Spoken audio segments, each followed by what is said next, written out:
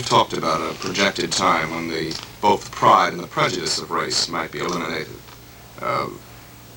In view of what Mr. Malcom has said, do you feel that you could deny this kind of heritage that he speaks of and only look forward to that projected time? No. Let me try to make myself clear. I think in the first place, there's some disagreement between Mr. Malcom X and myself as to what this heritage is. And I want to go back to that in a minute. Something else at the moment bothers me. I think there's a great deal, there's not much clarity in this question of violence. From my point of view, from where I sit, whether or not, no matter what Mr. Cummings wants, no matter what Mr. X wants, no matter what I want, I believe, for example, that one of these days, maybe tomorrow, Birmingham, Alabama will probably blow up. And if Birmingham blows up, it will not just stretch to Atlanta, it will stretch to Boston. There's a kind of fuse, there's a kind of, there's an undercurrent, there's something which unites all the Negroes in this country, so that what happens in Birmingham can blow up Harlem. It has happened before. And unless we are extremely swift and miraculously swift, it will happen again. I take violence, I'm trying to say this, I take it as given. I think it is coming in any case. What exercises my mind is what happens then. In the first place, this country, in its position in the world now, this extremely precarious position in the world now, the situation of the Negro here is different than that of the Jews in Germany, let us say, 20 or 30 years ago, in that if Birmingham should blow up, if there should really erupt in America this week, really real racial violence, it would have repercussions all over the world. I'm afraid we have to face this fact that when the Jews were being slaughtered in Germany in the very beginning, no one seemed to care. Millions of Jews crossed the world, and boatloads of them, and no country would let them in. But the American Negro has something working for him in this context, or the country has something working against it, which I don't think he can afford. I don't think that if I use Birmingham as the worst city I've ever seen, and absolutely indefensible that it should exist in this country. The reactions in Johannesburg, South Africa, and all over the African continent, and in Latin America, because we've always treated the Latin Americans, whether we admit this or not, we've always treated them as though they were not white. We've never considered them as being white people, which is one of the reasons we are having so much trouble with them. And, I must say that this is one of the things I meant when I said the price that the white man has paid for his willful blindness may prove to be more than, the bill is coming in. But I want to get back to this question of identity, because it seems to me this is really where all the questions are. Mr. Malcom X disagrees with the word Negro, and I can see his point. I confess that it doesn't at the moment much interest me, but that may be my fault. What I am concerned about, though, is the actual history of Negroes in this country. I think one has got to face the fact that it has been one of the ugliest histories in the history of the West. But if one can face this fact, there's another fact which I think one has got to face, which is also one of the most remarkable histories that we know of. And I don't think I can be confused any longer with, I'm not talking about all the good things that white people did, for the poor darkies and all that jazz. I'm talking about the effect of this experience on the people who underwent it, the masters and the slaves, what it did to them. I would be a very different person if I were not the descendant of a slave. I might be I might be something absolutely incredibly marvelous, but this is a myth, this is romance. In fact, I am the descendant of a slave, and this is one of the things I have to deal with because it is true. And I don't think that it has to be a badge of shame. Negroes are not the only slaves. We are not the only descendants of slaves. I think that the confusion here is whether or not, I can't eliminate one half of my ancestors. My grandmother was raped, let us say. This is a fact I have to face. This means that I'm no longer a pure African, and that my relationship to white people is not that of a Congolese to Belgium, and cannot be, no matter how hard I try to make it that. My relationship to white people is dictated by my mother's relationship to them, my father's, by the fact that my grandmother nursed children who grew up to lynch her children, that my father's fathers were always under the heel of some benevolent white man, and a whole myth of this experience has come into being in the country, which is at its highest seen in Faulkner and at its lowest seen in Margaret Mitchell. Now, I don't think that we can be liberated from this history until we are willing to deal with it. And this means that I have to deal with it as well as any white man in the country has to deal with it. Now, there's really too much and too little to say. What is the issue here? Malcom X wants us to act like men, and it seems to me, one of the things that I object to here, I don't think that the fact that white people have done what they have done, Patrick Henry is not one of my heroes. I'm sorry. Most American heroes have never been in my Hall of Fame. I don't see any reason for me, at this late date, to begin modeling myself on an image which I've always found, frankly, to be mediocre and not a standard which I myself could repair. I don't think that black men now should be, because white men have committed these crimes, that black men should do the same thing. I think that there is something absolutely insidious, even if I cannot make this absolutely clear, there's something, to my mind, always terribly insidious in the whole question of race. The white man's racial characteristics, of which the white man claims to be so proud, have reduced him in this country to incredible levels. The New Orleans mothers, who are so proud of their racial characteristics, are blaspheming these characteristics and have lost whatever was honorable in them because of the means they use to defend them. There is nobody in the world, I think, sadder than a white man in the deep South who only has his skin and his blue eyes and his yellow hair and nothing else. I don't think that I want to go through the world, and I will not encourage my nephew to begin to go through the world only armed with the color of his skin. The only thing that really arms anybody when the chips are down is how closely, how thoroughly he can relate to himself and deal with the world, yes, as a man, you know.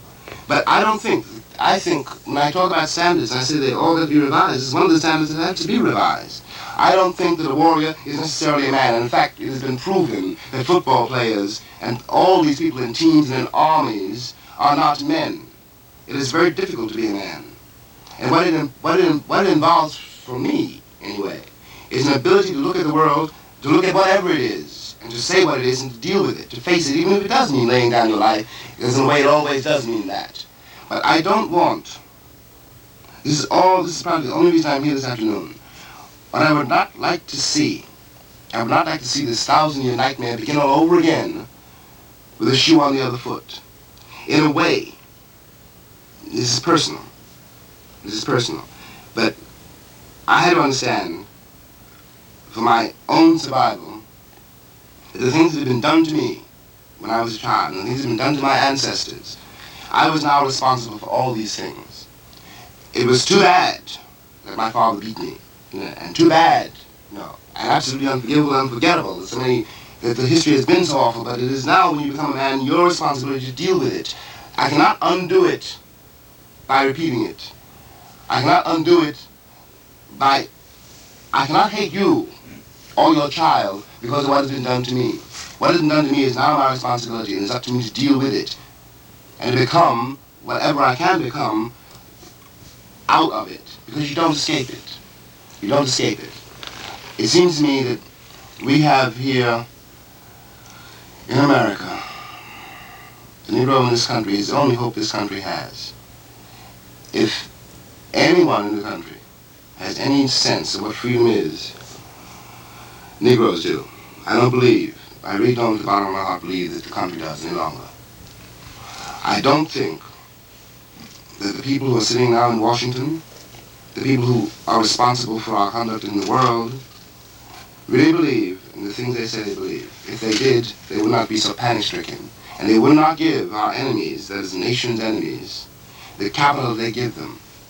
The panic caused what we call the Cold War, and the cult in this country of ignorance has made it impossible, for example, very nearly impossible, for a respectable anti-communist to say a word.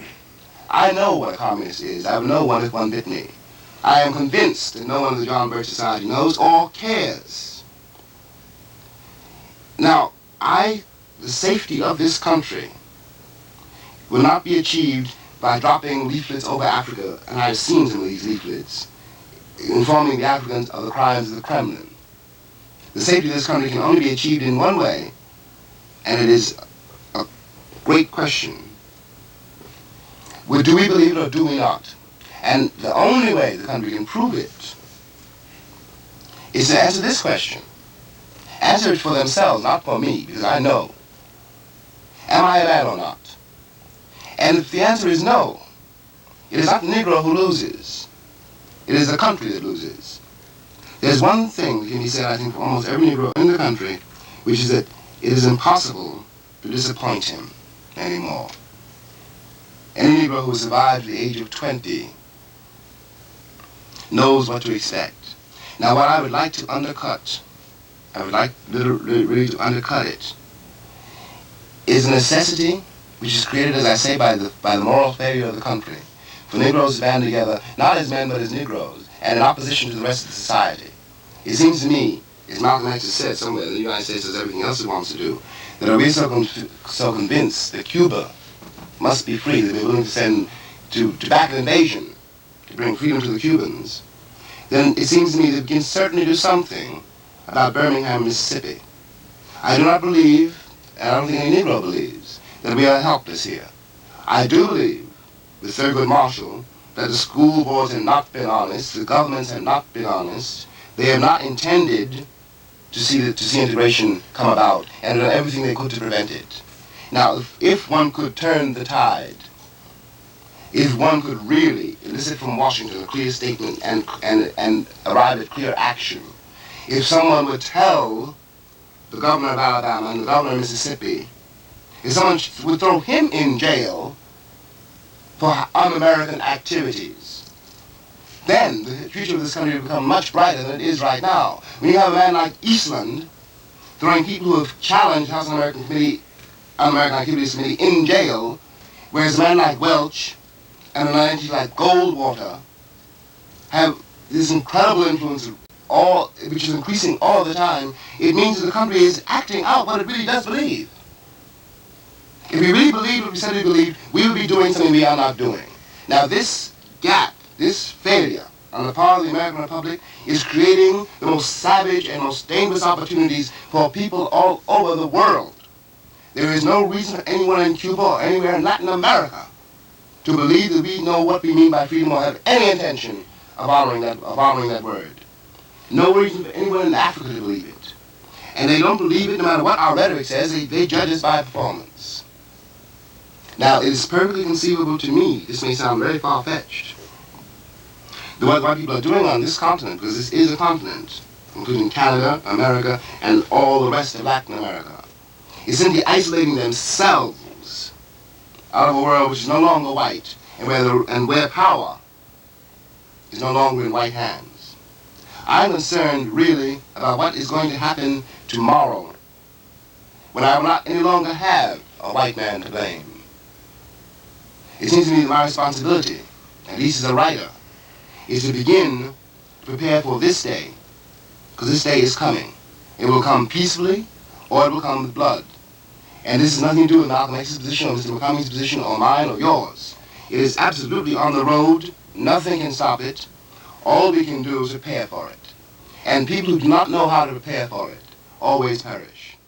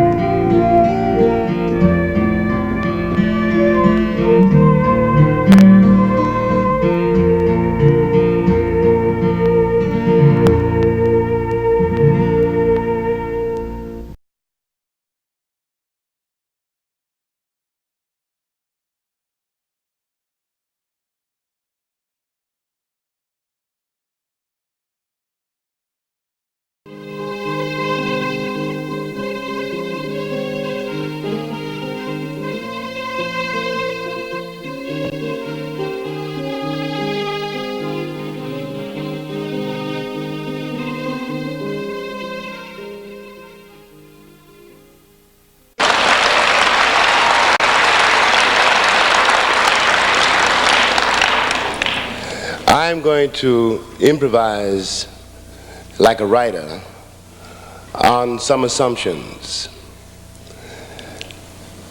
And though I feel a little uneasy in doing this, in saying this, nevertheless, what a writer is obliged at some point to realize is that he's involved in a language which he has to change. For example, for a black writer, especially in this country, to be born into the English language is to realize that the assumptions of the language, the assumptions on which the language operates, are his enemy. When Othello kills Desdemona, for example, he says, "I threw away a pearl richer than all my tribe." I was very young when I read that, and I wondered about that. Richer than my tribe?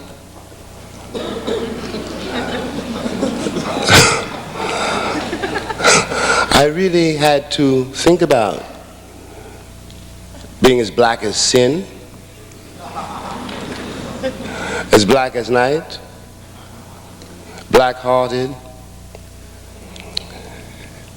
And in order, this is another story which I won't go into, in order to deal with that, really, to deal with that, at a certain time in my life, when I was not in this country but in France, where I could not speak to anybody because I spoke no French, but no one wanted to speak to me.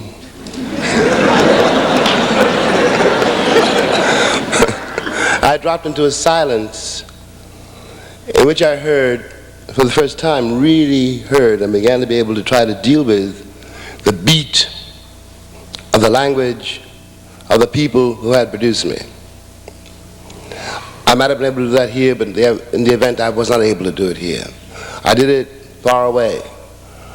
And when I was able to hear that music, because when I was young, there were no black writers as models, and white writers could not be models either.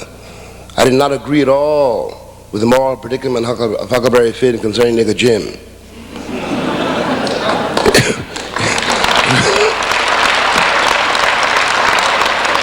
It was not, after all, a question about whether I should be sold back into slavery.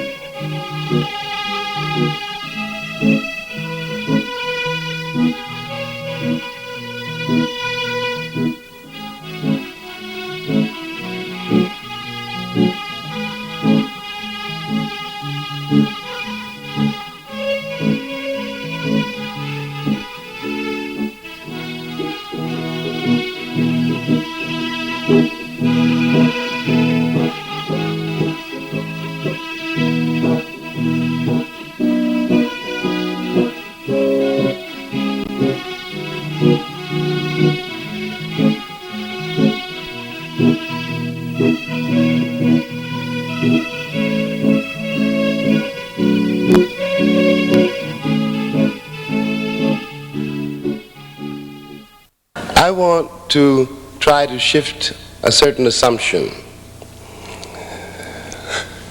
I want to suggest that instead of, as we have now for far too long, according to me, instead of speaking about the civil rights movement, which is an American phrase, which I'm going to go into in a moment, which upon examination means nothing at all. Let us pretend that I stand before you as a witness, and let us pretend that everyone under the sound of my voice is in the same condition. I'm a witness to and a survivor of the latest slave rebellion.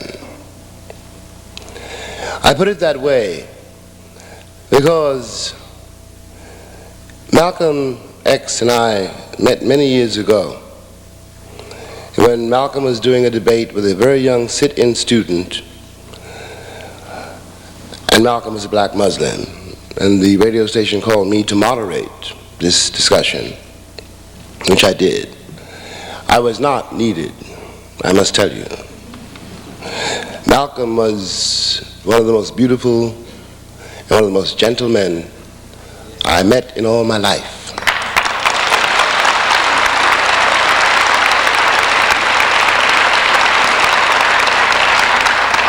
He asked the boy a question, which I now present to you. If you are a citizen, why do you have to fight for your civil rights? If you're fighting for your civil rights, that means you're not a citizen. And in fact, the legality of this country, and I won't further investigate the word legality, has never had anything to do with its former slaves. We are still governed by the slave codes. Now, when I say a slave rebellion, I mean that what is called the civil rights movement was really insurrection. It was co-opted. Now the late J. Edgar Hoover is in his grave, God bless him. A lot of what I knew and many other people knew during those years, and only a fraction of what we knew during all those years, can now be more or less discussed.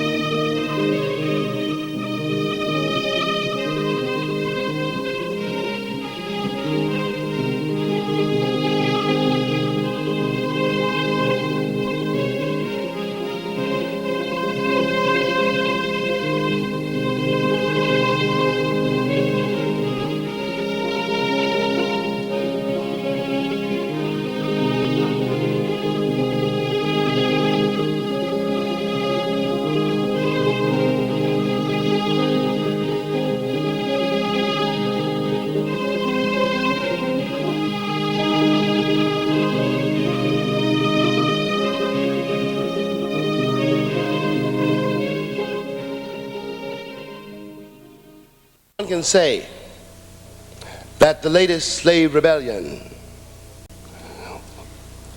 was brutally put down. We all know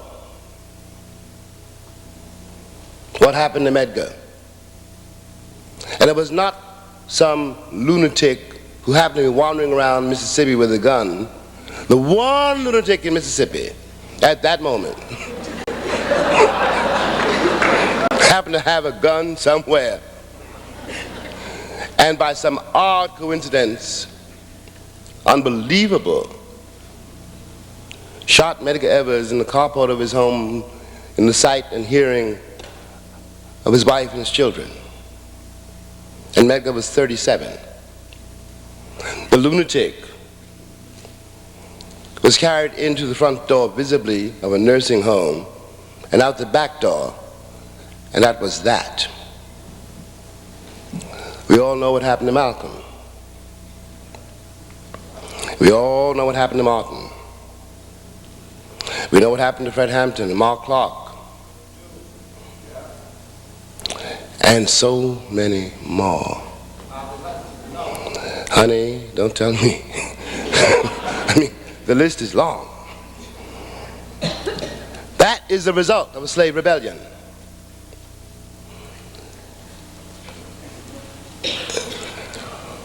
Now, I'm saying that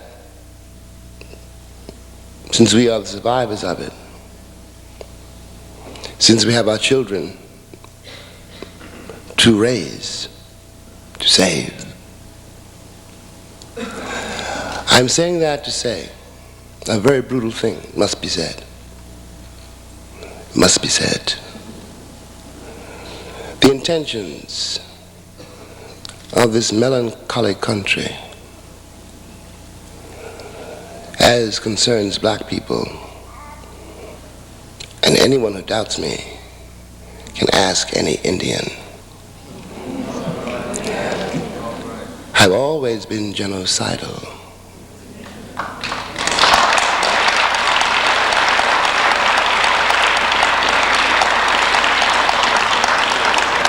They needed us for labor and for sport. Now, they can't get rid of us.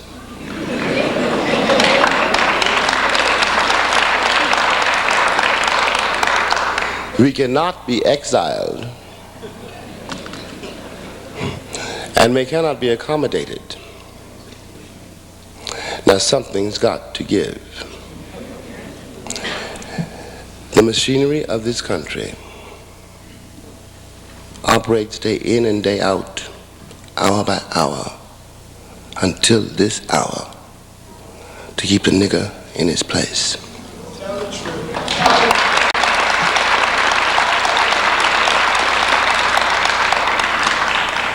When I was young, among other things, I used to run an elevator. Murderously, but I ran it.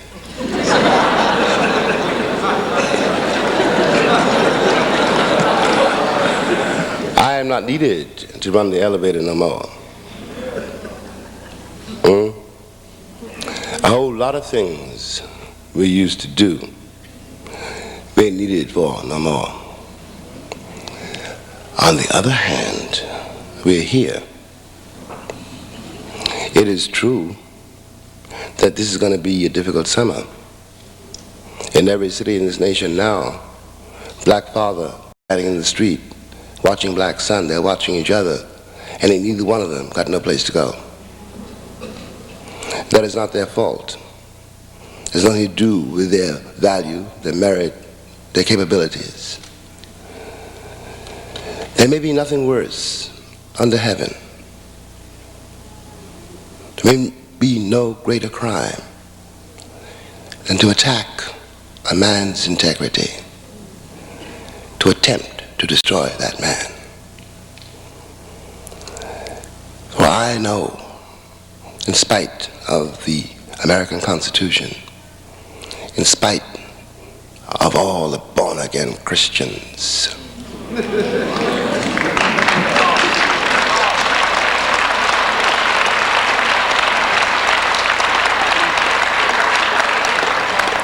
I know that my father was not a mule and not a thing, and that my sister was not born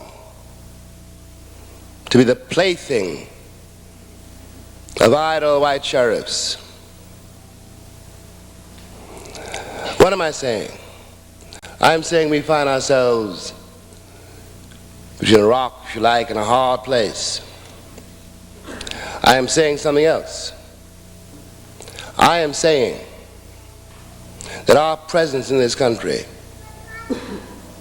terrifies every white man walking. I'm going to go back and clarify that a minute. I want to suggest, and it's a very important suggestion, first of all, this is not now, never has been, and now never will be a white country.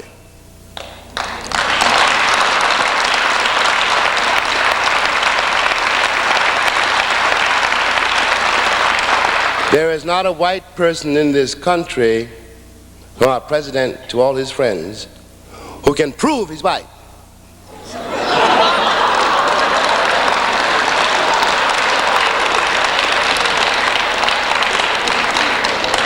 It is absolutely true.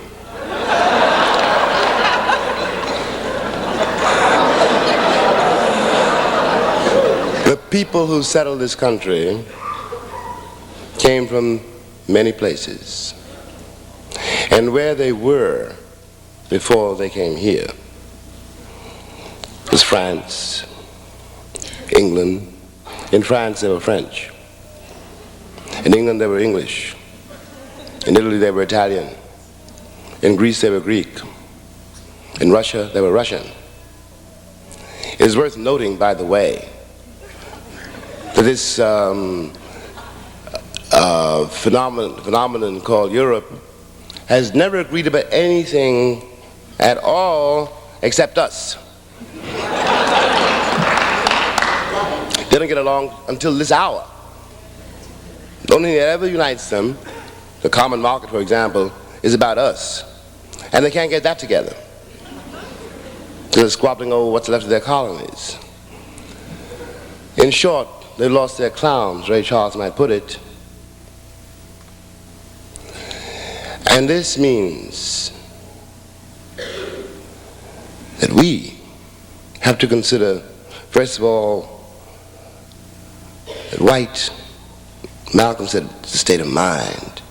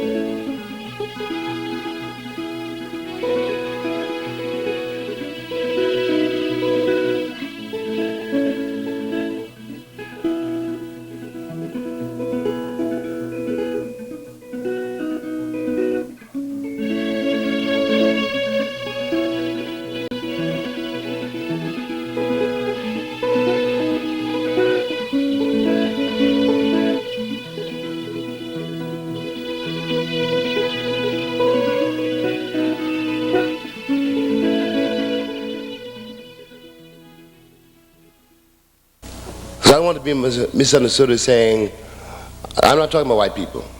Insofar as you think you're white, you're irrelevant.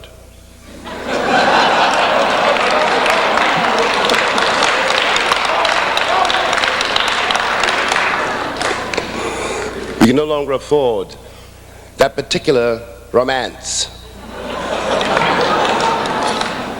We are all, in any case, here. I want to point out a paradox. The only people in this country who have any notion of who they are, the only people in this country who have any notion of who they are the black people in this country. And I will tell you why. When the Italian got here, or the Greek, or whoever, there was a moment in his life when he had to start to speak English, when he became a guy named Joe. And that meant he couldn't speak to his father because his father couldn't speak English. That meant a rupture, a profound rupture. So the son did become a guy named Joe and never found out anything else about himself. We come out of a history, black people in this country come out of a history which was never written down. The connection between father and son, between mother and daughter, until this hour, and in spite of the danger in which we stand, and all that I know is happening all around us every day, we forged ourselves out of this fire.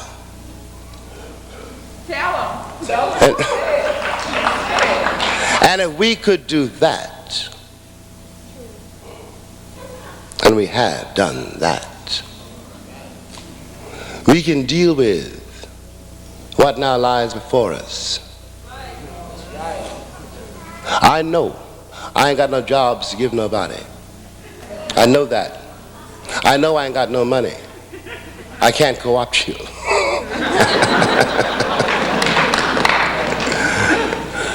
I know many things must be done, and I know that I can't do them.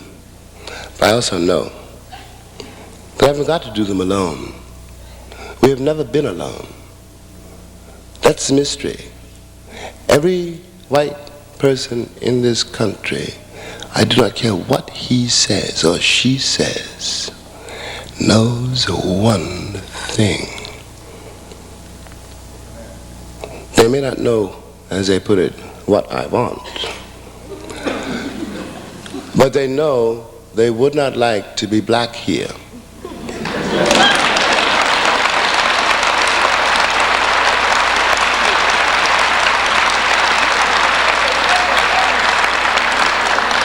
If they know that, they know everything they need to know.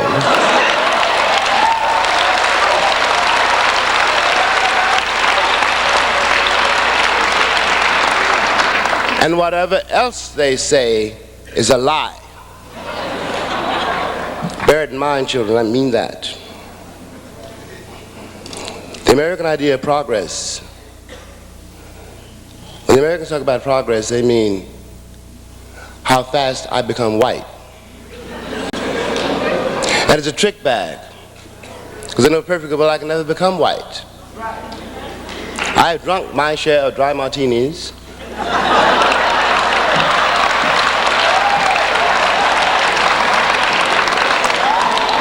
I have proven myself civilized in every way I can. But there is an irreducible difficulty.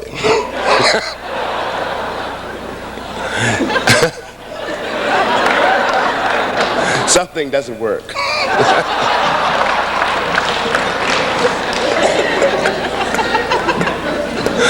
Well, I decided I might as well act like a nigger.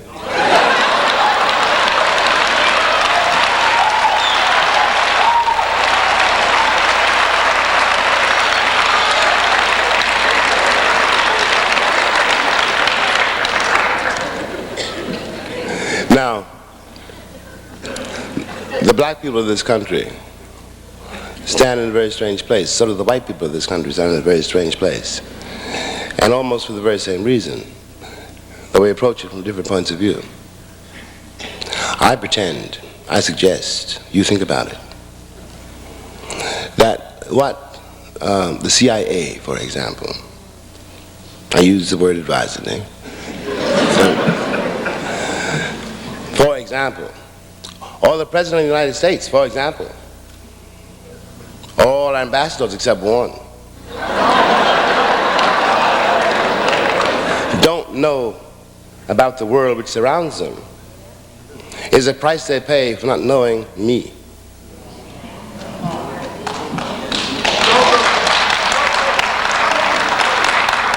If you couldn't deal with my father, how are you going to deal with the people in the streets of Tehran?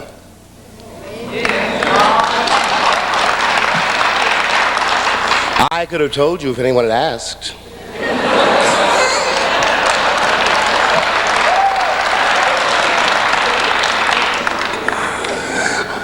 And the fall of the Shah did not in the least astonish me, nor did it make me sad. But this means that the black people of this nation represent for the Western powers, and for the Western powers, for the moment, bearing in mind what we must do to save our children, for the moment, let us substitute the word conspiracy. There is a reason But no one wants our children until this day educated.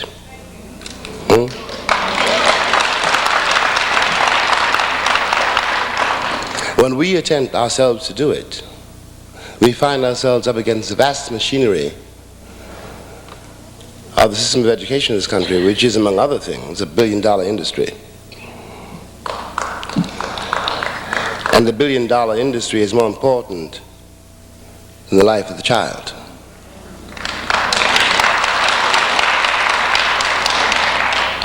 Now, I want to suggest,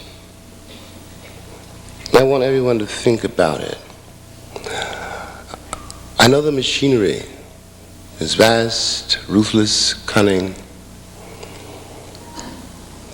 and thinks of nothing, in fact, but itself, which means us, because we are a threat to the machinery. We have lived through, as I suggested, a slave rebellion. We cannot pick up guns because they got the guns. You know, we cannot hit those streets again because they're waiting for us. We have to do something else. Before each slave rebellion, there was something which I now call non-cooperation.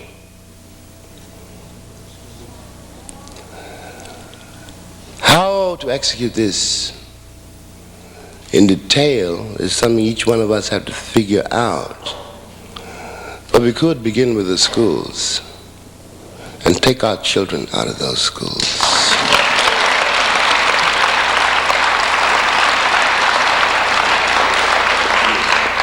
Take them off those buses. Everybody knows who thinks about it that you can't change a school without changing the neighborhood, and you can't change the neighborhood without changing the city. Ain't nobody prepared to change the city because they want the city to be white.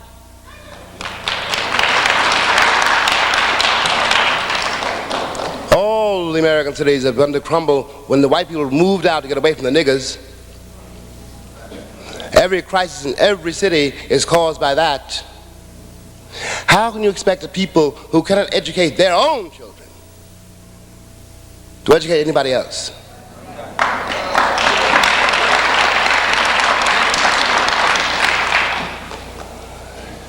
This will be, well, contested. Nevertheless, one's got to start somewhere. And I'll use that as an example. There are other things I have in mind, but I'm not really a tactician. I'm a disturber of the peace. I want you to think about it. Because I know what can happen if you do think about it.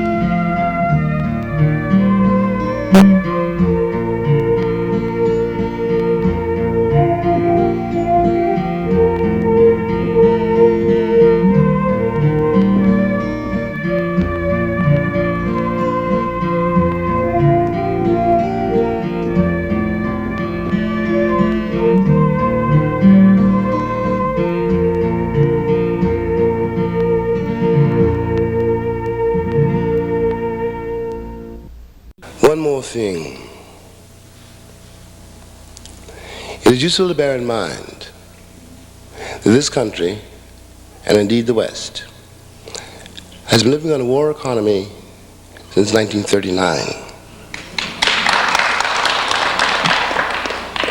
It is useful to bear in mind that we would be at war now if we could afford to be. Ain't no place left to go to war.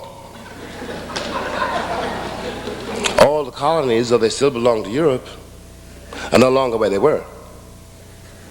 Now it's a matter of getting the resources of the country out of European hands and African hands. And we are involved in that. The black people of this country are involved in that.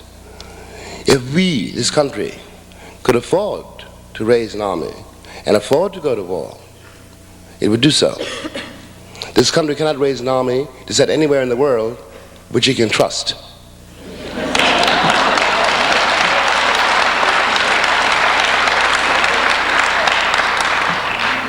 So, we hold the trump. When you try to slaughter a people and leave them with nothing to lose, you created somebody with nothing to lose. And if I ain't got nothing to lose, what are you going to do to me? We have one thing to lose. That's our children. And we've never done that yet.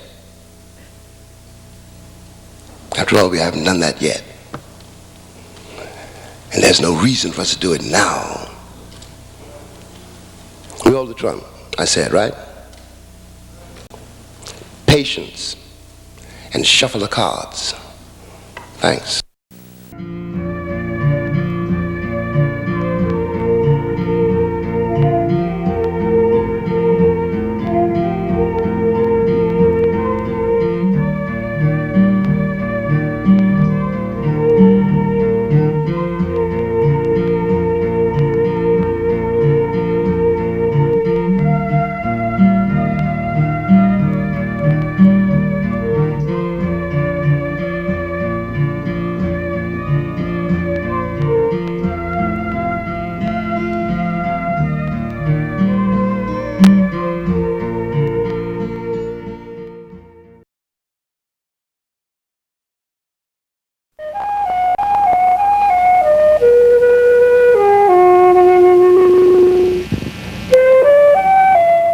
Experience of being a black American, which is after all my story, you know.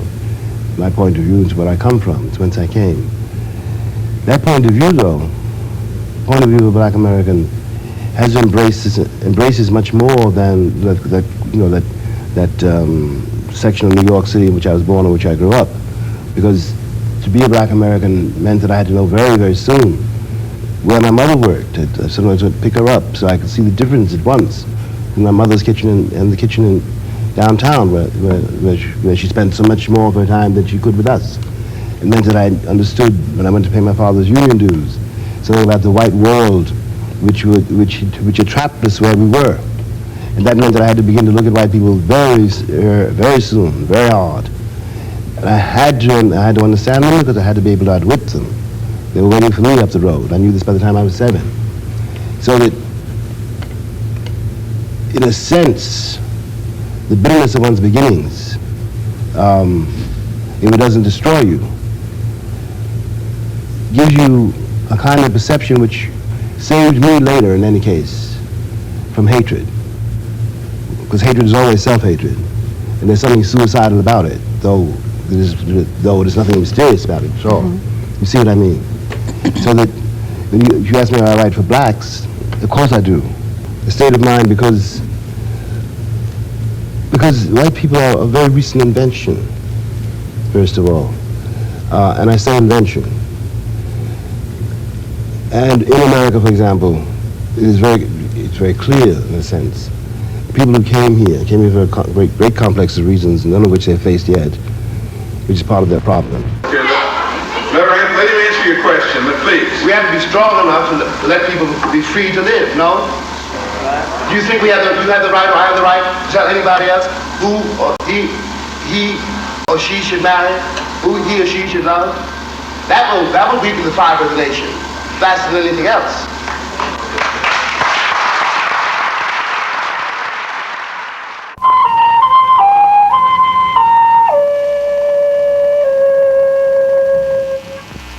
People live with what they've done and have to pay for what they do.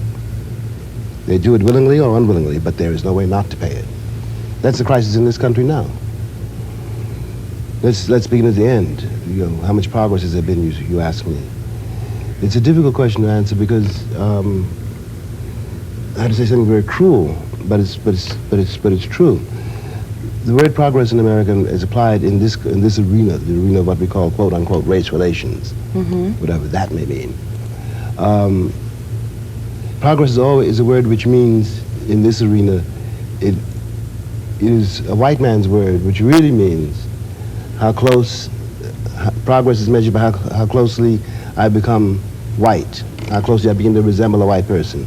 This is really what the Republic means when it talks about progress. It means that you and I have become progressively less and less and less and less savage. Our origins being savage is proven by the color of our skin. Now this is obviously a myth, but a myth has tremendous force. You know, since we are never going to be white, I can say on the one hand that there's been a vast amount of delusion on the part of black people who think they can become white, who are beginning to recover from that condition, put it that way. For the rest, from the days when I was young, growing up in Harlem, until now, I have to say one thing, which I know to be true. When I was growing up, there was a black community.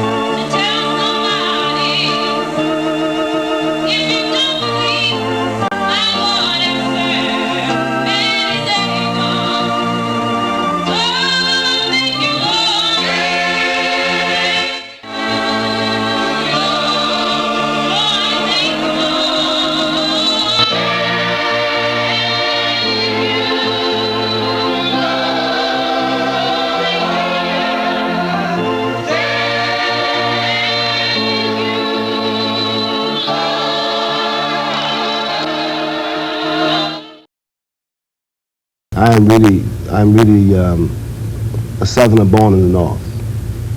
I was born in 1924. My father was one of the people driven out of the South during the wave of terror after the First World War. So millions of people, moved from the land to the city, but they moved in a sense intact. So when I was growing up, a kid, I was doing something wrong in the streets, and you saw me. You knew my mama. You would spank my behind and take me home to mom and daddy and tell me why you beat me, so, why you gave me a spanking, and they would thank you for it and beat my behind again. And that's the way we grew up. That has gone. 2 generations born in the streets, and the black community has been fragmented, not by any fault of its own. People are not fools after all. All of the inner cities, all of the cities of this country are more or less disaster areas, partly because white people have been fleeing from black people, you know.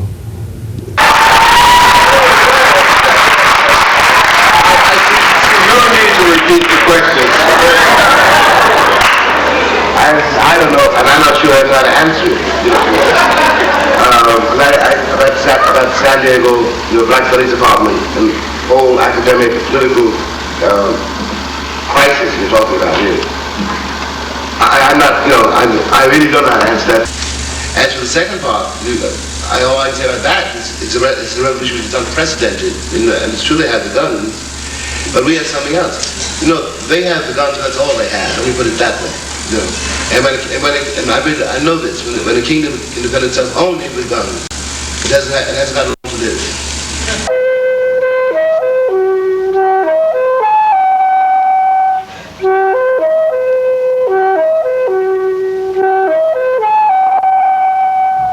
Because white people have been fleeing from black people, They left the inner city to crumble because they wanted to get away from us.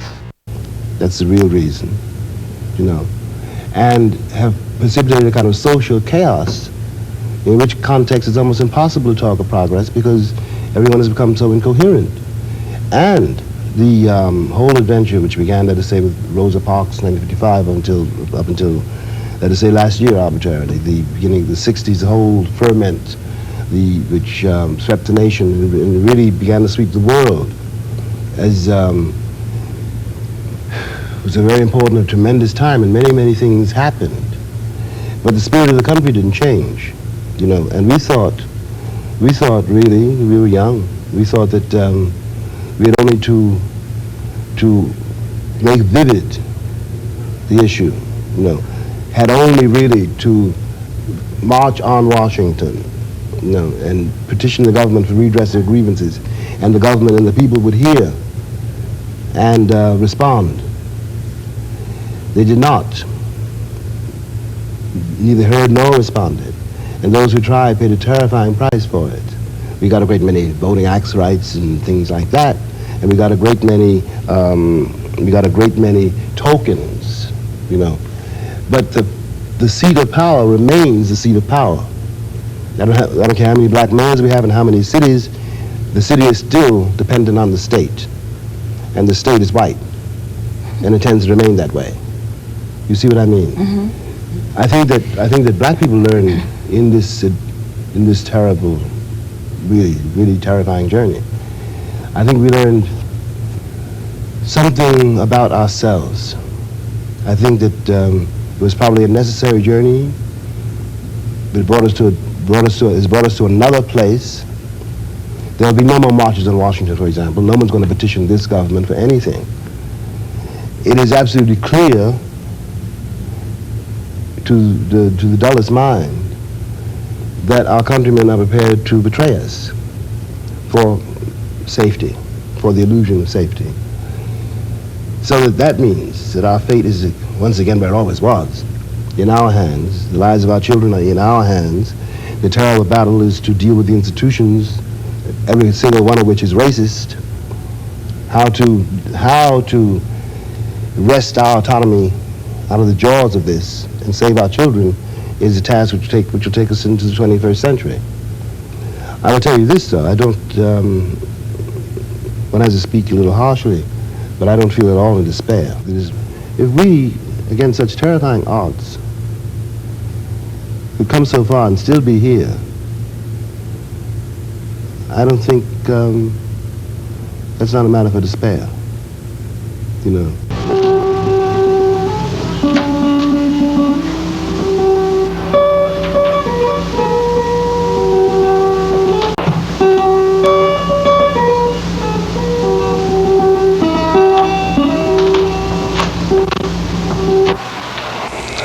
What am I saying? I'm saying we find ourselves between a rock, if you like, and a hard place.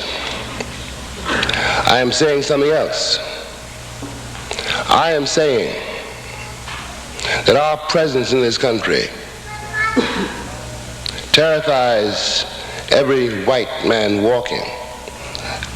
I'm going to go back and clarify that a minute. I want to suggest, and it's a very important suggestion, first of all, this is not now, never has been, and now never will be a white country.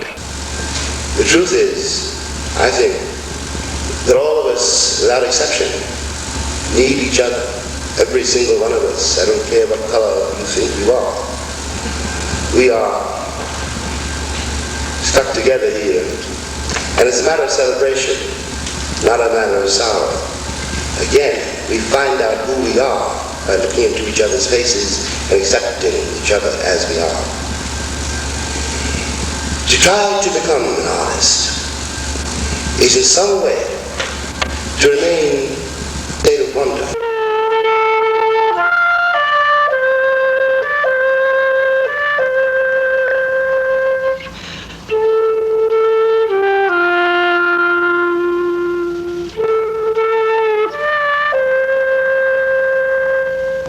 Fire next time, crying holy, the amen corner. Did you ever hear of James Baldwin? No. Not that I know of. Keep getting mobbed. Sometimes we get ready to get mobbed sometimes. So I guess we won't be here next week.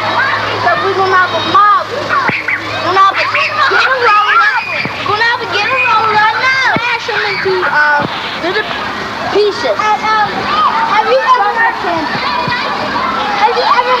of I sure have. People tended to ask the most ultimate questions of Baldwin when he was here. It was, and they saw him as a redeemer figure, as a savior, and in the very explicit words of young people.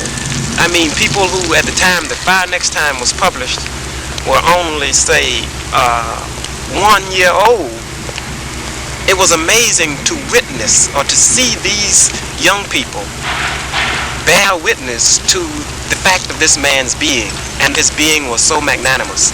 And that was one reason why I did not regret having involved myself with what actually went on over the course of a year's preparation to bring Baldwin here. The man in his being is just simply magnanimous. He gives so much. He tries to bring out always the best in people. And I saw it from hour to hour and minute to minute, over and over, from 8 o'clock in the morning until sometimes 4 o'clock the next morning. And I did not regret one bit having involved myself in that responsibility, which I did not know at the time was going to be such a tremendous one. But the man gives. I mean, it is a fact of his being that he gives. This young fellow we met our restaurant down in Oakland, and this young fellow comes up, and he's about 21 years old, and the elation, the sense of elation that he had when he found out that this was James Baldwin was overwhelming to me, because in that moment I realized that historical forces or historical powers in some way were coming together. And that is not that this young fellow was anybody who had ever done anything out of the ordinary. It was simply that he brought a new age to the being and the history and the documentation of who James Baldwin is and what he meant. He came up and he says, "Oh, Mr. Baldwin, Mr. Baldwin. Oh, Mr. Baldwin, are you really James Baldwin? I thought when I came in that I recognized your face, and you are James Baldwin. Mr. Baldwin, do you know that when I was in high school, you are the cause of me to graduate? I made an A on the paper that I wrote for James Baldwin. Wow, Mr. Baldwin. Oh, Mr. Baldwin. And this went on for an hour. And the fellow was not pretentious in one bit. Mr. Baldwin, Mr. Baldwin. Mr. Baldwin, why aren't you president? Mr. Baldwin, why are you sitting here?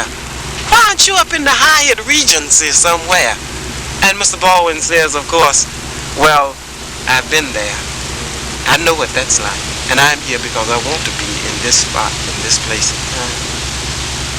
And that was the first one. He was the first one that evening. This was about 5 o'clock. That lasted until about 6.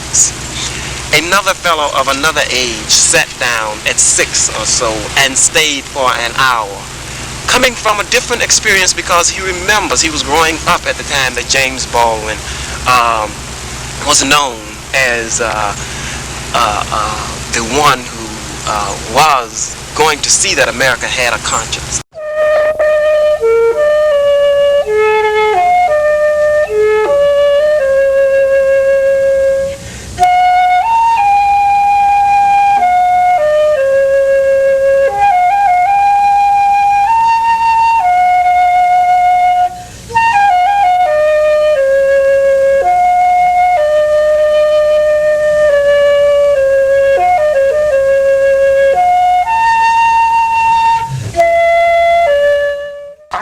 Sure, I follow that. Well, let me say it again. What I describe you doesn't describe you. It describes me. All right. You know, that I follow. The myths about black people in this country and the myths that white people still live with about black people in this country are very simple. You know, either you're Dilsey or Mammy if you're old and black. You know, you're a saint.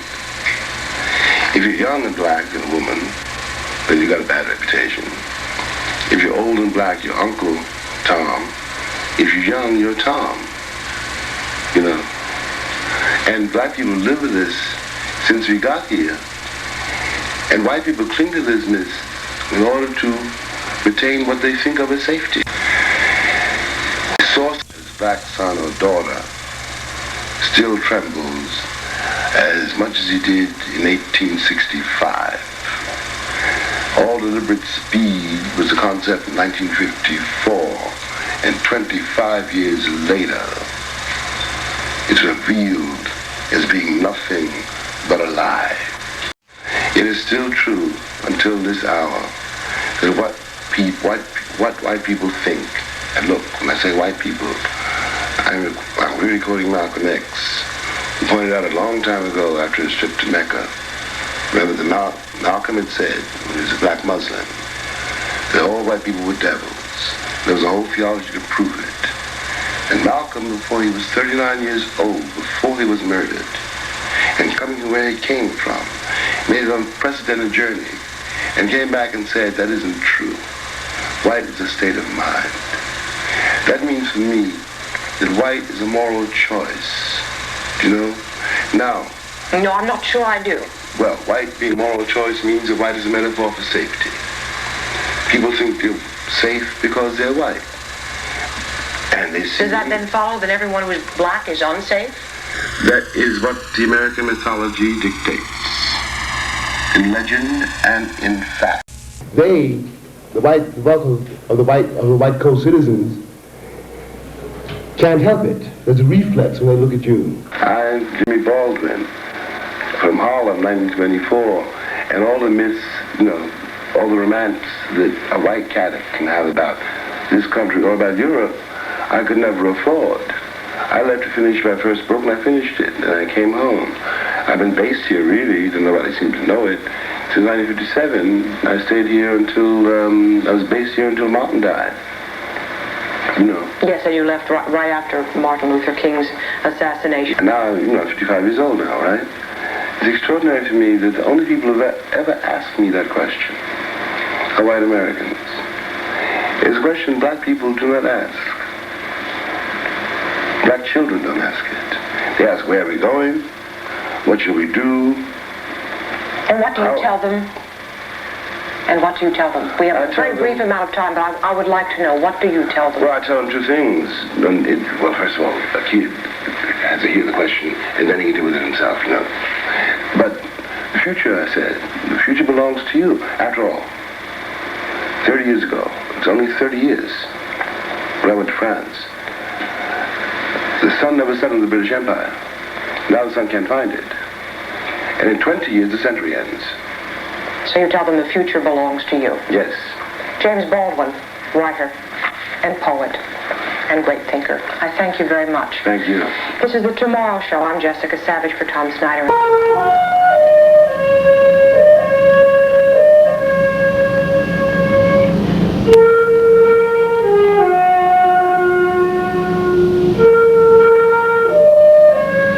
I guess, too, another thing that struck me most was watching Baldwin's interactions with his audiences, especially the way he deals with young people. He never talks down to young people. Now, I think a number of people have pointed this out, but he never talks down to young people. He speaks to them head on. Young people, as he says, can ask some of the most brutal questions, and he's not answering them brutally. He's answering them honestly, as they are asking honestly. And I think that is what the young people respected so much about him. I mean, the kids at Berkeley High weren't born when The Fire Next Time was published. But it was as if this were a document of their lifetime. That this work, the whole corpus of this man's work, belonged to them and was written for them within that particular period of their growing up, which would be now. And we are not in that time. In a way, though, we are in that space and time. And the questions of those students and the inspiration that they got from his works, I think, are very basic testimony to the fact that Baldwin's works have that much life. There's a tragic implication also there, though, I think, and that tragic implication is that the questions are in a way a testimony to the fact that, as Baldwin has pointed out, things have not changed so tremendously. Fundamentally, there is a lot in the country that is still so very insidious. And because the students ask questions that one would thought might have died or passed away at some time in the 60s. Then to just watch the range of people, old women, 90 years old, coming up, Mr. Baldwin, will you please kiss my great-grandchild? Here is a man, and they know what he is. He's blessed.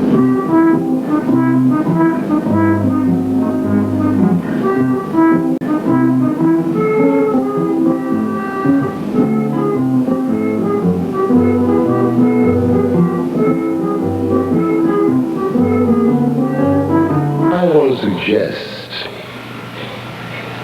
and I want everyone to think about it. I know the machinery is vast, ruthless, cunning, and thinks of nothing, in fact, but itself, which means us,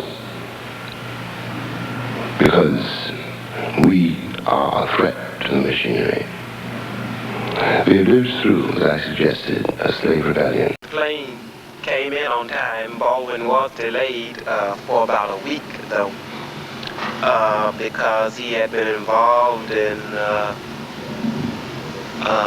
seeing to the funeral services and all. I think of his friend Beauford, as he called him, Beauford Delaney, the artist from New York, who in a way had been a sort of guardian angel for Baldwin in his early years. These were the years when, during his youth, there was so much internal turbulence that as Connie who runs the restaurant, the West Indian restaurant over in San Francisco, says, because Baldwin worked for Connie when he was a youth there in New York, and in the 40s, and she says that at the time, you know, she thought he was going to destroy himself, but Beauford Delaney seized him, and being an artist himself, knowing something about the internal spiritual trials that one might be going through here, and he latched on to young Jimmy and gave him a lot of guidance that set him on the road to see about preserving himself. And the week before Baldwin came to Berkeley, Delaney died. And the night that I picked him up from the airport, I had sent him a telegram there letting him know that he should take care of himself because he got sick after Delaney's death. And that was basically because, I think he said later on, he held so much in. But he came, and that night, in a way, there were three of us, myself and Baldwin and Carl Anthony, who was sitting down talking, and this delayed us tremendously for an engagement we had, but it was something that I was not going to interrupt for any engagement, because in a way Baldwin was winding down, and it was like a requiem for Beauford Delaney that he was doing while we were sitting there. To be an Afro-American or an American black is to be in the situation intolerably exaggerated of all those who have ever found themselves part of a civilization which they could in no wise honorably defend, which they were compelled, indeed, endlessly to attack and condemn, and who yet spoke out of the most passionate love, hoping to make the kingdom new, to make it honorable and worthy of life. It is a question which can paralyze the mind, of course, but if the question does not live in the mind, then one is simply condemned to eternal youth, which is a synonym for corruption. I moved to Europe in 1948 because I was trying to become a writer and couldn't find in my surroundings, in my country, a certain stamina, a certain corroboration that I needed. I discovered I was an American when I got off the boat in France. I was an American at the age of 24 for the very first time in my life. I became an American in a foreign country because I was not anything else. It was not, I mean, a matter for rejoicing. It was a great shock. It was a tremendous, tremendous revelation. I became an American at 24, and I realized what it meant, both for better and for worse. That experience, and again, I am speaking not exactly in my own person, really says something of utmost importance about the moral life of the West, again, for better and for worse. The fact that I had to leave my country in order to realize that I was part of it, or that it was part of me. It is, of course, in the very nature of a myth that those who are its victims and at the same time its perpetrators should, by virtue of these two facts, be rendered unable to examine the myth. Going back to the period during which I was basically doing the research for the exhibit in the library, when I was selecting quotes to put in the cases. Yes, but what was it really like? It was like at that point for me. Yeah, it was at that point for me, thinking this is the person or not simply this is the person, but this is a person I wish I had known from the day I was born. That was the feeling that basically overwhelmed me as I was doing that research for the Baldwin exhibit. Then being host for this man was a nervous experience, a very, very nervous experience for me, and it proved to be an enlightening experience for me in terms of my own personality. I had no idea that we were going to undergo such a rush of experience.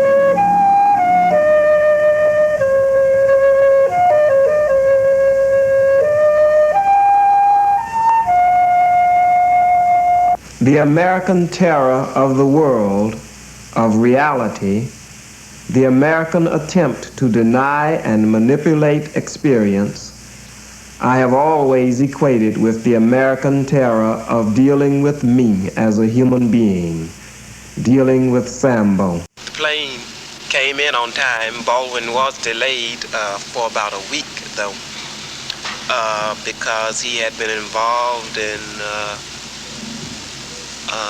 seeing to the funeral services and all. I think of his friend Beauford, as he called him, Beauford Delaney, the artist from New York, who in a way had been a sort of guardian angel for Baldwin in his early years. These were the years when, during his youth, there was so much internal turbulence.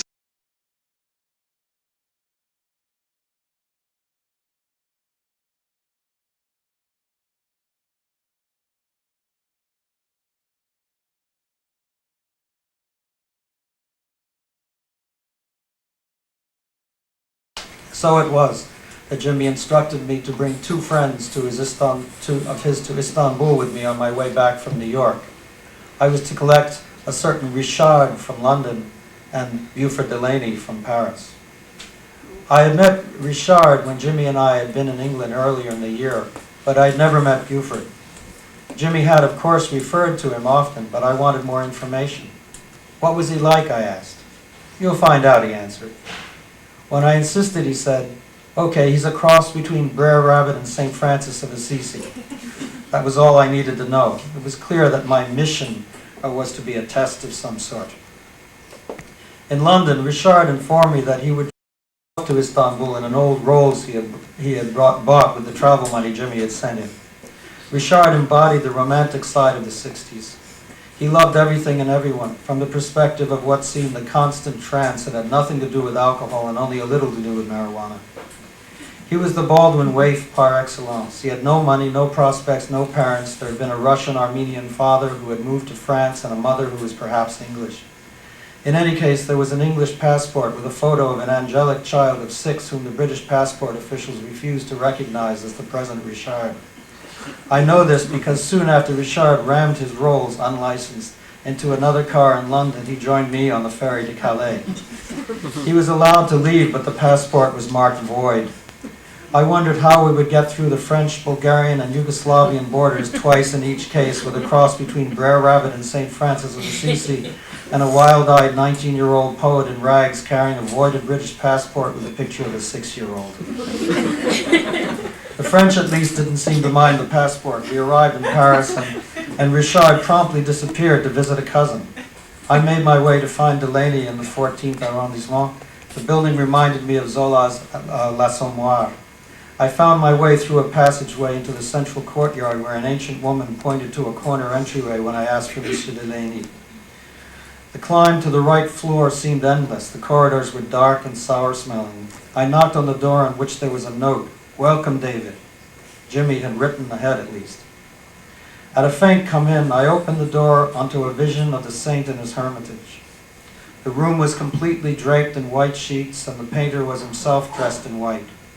The resulting image was of a disembodied black face, very round, very soft, floating in all that whiteness, highlighted by the rays of the sun that came through the little garret window. It was a face with a smile that was at once the saddest and the most inviting I had ever seen. My memory of those first days with Beaufort is somewhat vague. I remember his opening cans of tuna from time to time.